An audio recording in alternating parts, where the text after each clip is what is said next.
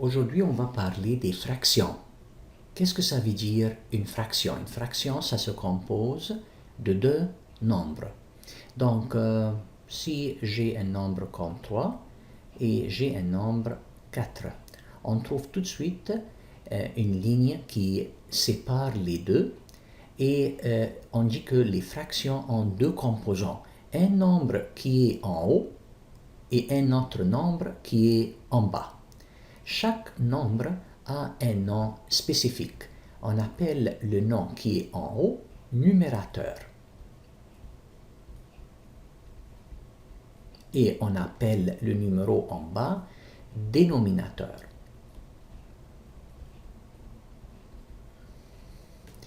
Maintenant, si je veux savoir comment je peux dessiner ou comment je peux imaginer 3 sur 4, je peux imaginer 3 sur 4 de deux façons différentes. Une façon que je peux utiliser un pizza ou je peux utiliser avec la deuxième façon un bar de chocolat. Mais comment je peux faire ça? La première chose que je vais me demander, quel est le nombre le plus important? Est-ce que le numérateur est plus important ou le dénominateur? En réalité, le dénominateur est le plus important. C'est ça le nombre que je dois chercher en premier. Donc je trouve que 4, mon dénominateur, c'est-à-dire que j'ai une pizza qui est divisée en 4 morceaux égaux. Donc, si je peux ouvrir mon écran, et je dessine une pizza qui est divisée en 4 morceaux.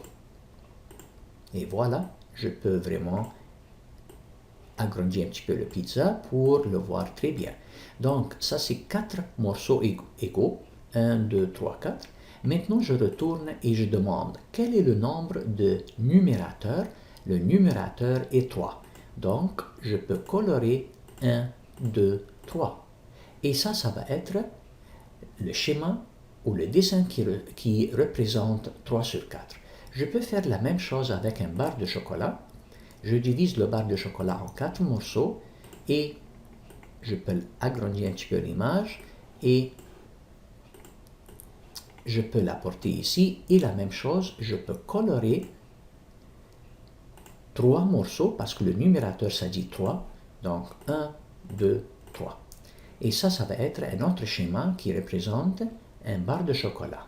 Donc, dans ce cas-là, je peux prendre cette image et je la porte ici pour dire que ça, c'est l'image ou ça, c'est vraiment le dessin ou le graphe qui représente 3 sur 4. Même chose, je peux le faire avec n'importe quelle autre fraction. Donc, si j'ai une fraction qui est 5 sur 8, donc, la première chose que je me demande, quel est le nombre le plus important? Le nombre le plus important, c'est le dénominateur. Donc, je commence avec ce nombre et je dis, voilà, c'est un nombre dénominateur 8, c'est-à-dire que je m'en vais sur mon dessin, je nettoie et je demande un pizza, cette fois-là parce que le dénominateur est 8, donc je demande 8 morceaux égaux. Et je glisse mon dessin et je dis, je dois vraiment commencer à colorer. Mais je colore combien de morceaux? Je regarde et je trouve que le numérateur est 5. Donc, j'ai besoin de colorer 5. 1, 2, 3, 4, 5. Donc, ça, c'est le dessin qui représente 5 sur 8. Ou bien, je peux utiliser un bar de chocolat avec 8 morceaux égaux.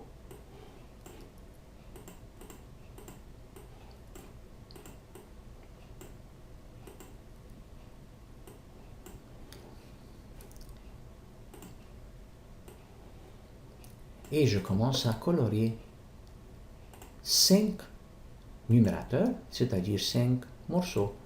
1, 2, 3, 4, 5. Donc ça, c'est un autre dessin qui représente 5 sur 8. Donc on a bien compris maintenant quel est le nombre qui est très important pour moi, qui m'intéresse en premier, le dénominateur, puis après ça, le numérateur pour que je puisse faire le dessin. Donc ça, c'est la première chose que c'est très très important pour imaginer ou comprendre comment les fractions fonctionne. Maintenant, on va avoir un petit exemple de quelque chose qui n'est pas comme celui-là. Si ça, on les appelle les fractions, si vous allez trouver que les fractions, toujours, ils sont de cette façon. 3 sur 4, 5 sur 8, 6 sur 10, 2 sur 3. Si on regarde, on va trouver quelque chose de très important, que toujours, le numérateur, qui est le nombre en haut, est toujours plus petit que le dénominateur. Donc, si je regarde 3 et 4, je trouve que 3 est plus petit que 4. 5 est plus petit que 8. 6 est plus petit que 10. 2 est plus petit que 3. On appelle ça des fractions. Mais, qu'est-ce qui arrive si je trouve quelque chose de cette façon?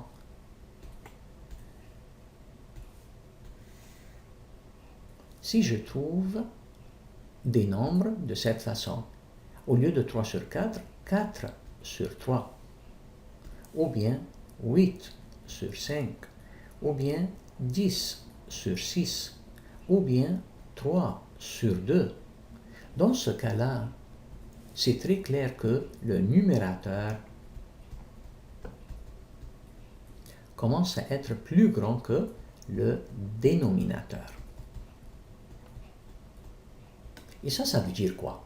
Ça veut dire que si je regarde ici, je peux trouver que 4 est plus grand que 3, ça c'est vrai.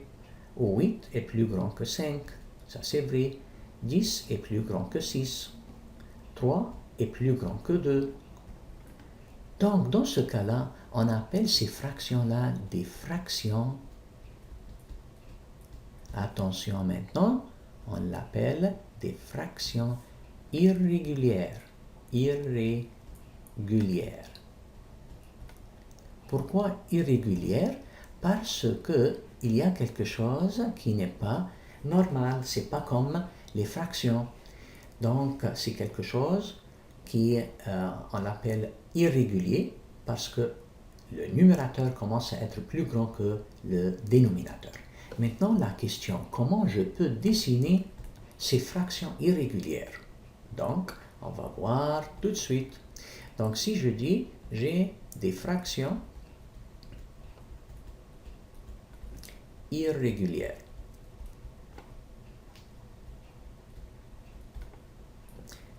On va voir comment je peux dessiner ces fractions irrégulières. Donc, si j'ai, par exemple, 4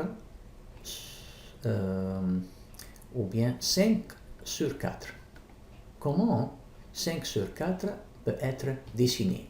Ou 6 sur 5, ou 8 sur disons, encore une fois, 5.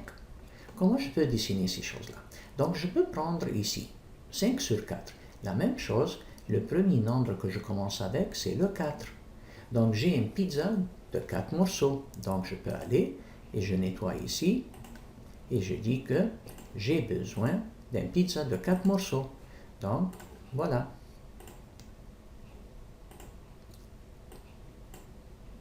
J'ai toujours du trouble à glisser la pizza. Voilà. Maintenant, le numérateur, c'est 5. Donc, si je compte, je dis 1, 2, 3, 4. Oups, j'ai besoin d'une autre section, d'un autre morceau pour arriver à 5. Donc, dans ce cas-là, je n'ai pas de choix. Je dois apporter une autre pizza qui est divisée de 4 morceaux toujours. Et pour arriver à 5 morceaux, le numérateur, je dois colorer un autre morceau. Donc ça, c'est le dessin de 5 sur 4. Ou bien si j'utilise un barre de chocolat qui est divisé en 4 morceaux, et je le glisse ici, je dis que si ça, c'est clair comme ça. Je suis demandé de manger 5 morceaux. Donc, je compte. 1, 2, 3, 4. Oups, il me reste un autre morceau. Donc, j'ai besoin d'ajouter une autre barre de chocolat qui est divisée toujours avec 4 morceaux. Et je commence à colorer un autre morceau. Donc, ces deux dessins-là me montrent que je peux vraiment dessiner 5 sur 4 de cette façon. Un autre exemple, 6 sur 5. Donc, première chose, je dis, le nombre qui m'intéresse, que je commence avec, c'est le 5. Donc, je m'en vais et je nettoie. Je dis, j'ai une pizza de 5 morceaux. Je glisse la pizza. Et je dis, j'ai besoin de manger 6 morceaux. Donc, je compte 6 morceaux. 1, 2, 3, 4, 5. Oups, il me reste ou il me manque un autre morceau. Donc, je suis obligé de créer une autre pizza de 5 morceaux.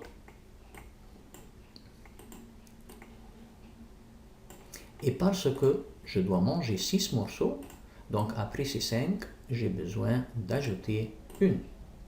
Même chose avec un barre de chocolat qui est divisé en 5 morceaux. Je colore 1, 2, 3, 4, 5, mais la fraction c'est 6 sur 5, donc j'ai besoin d'un autre. Donc je peux dire que j'apporte ça et je commence à colorer ici. Donc, dans ce cas-là, new, et je le copie et je le colle ici comme exemple. Donc ça c'est l'exemple de 6 sur 5. Maintenant, il me reste un autre exemple qui est 8 sur 5. Encore une fois, le nombre qui m'intéresse, c'est le 5, le dénominateur. Donc, je commence à dessiner des pizzas de 5 morceaux. Donc, 5 morceaux. Et je dis OK. J'ai besoin de manger combien de morceaux? 8. 8 morceaux. Donc, pour manger 8 morceaux, je compte 1, 2, 3, 4, 5. Oups, c'est pas 8, il me reste 3. Donc, je dois dessiner une autre pizza de 5 morceaux. Et je dis, je glisse la pizza ici. Et parce que j'ai besoin de manger 8, donc je peux colorer encore 3. Donc, après 5, 6, 7, 8. Même chose avec un barre de chocolat divisé en 5 morceaux. Je peux commencer à colorer 1, 2, 3, 4, 5, mais vraiment j'ai besoin d'un autre barre de chocolat pour avoir 8 morceaux. Donc, un autre barre de chocolat qui est divisé de 5 morceaux. Et j'ajoute 1, 2, 3. Et ça va être 8 sur 5. Donc, je peux commencer à copier l'image et je peux montrer à mon enseignant que ça, c'est le dessin de 8 sur 5 de cette façon. Donc, comme ça, j'arrive à avoir les dessins des fractions irrégulières. J'espère que vous avez bien compris la leçon et on va faire quelques petits exemples et des exercices comme travail extra pour mieux comprendre qu'est-ce que ça veut dire ou comment je peux dessiner une fraction ou une fraction irrégulière.